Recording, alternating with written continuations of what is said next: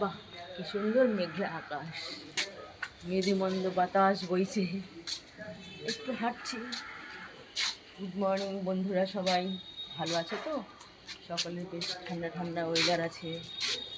চারোদিকে দেখো কি সুন্দর, মনে হয় বৃষ্টি আগত আসতে পারে।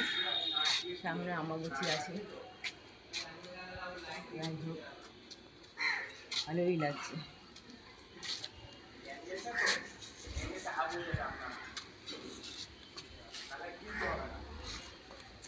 দেখেছো পেঁপে গাছটা? পাতা নেই কিন্তু দেখো আগা কত পেঁপে আছে।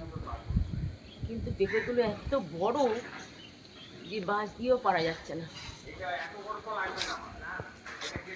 এত বড়।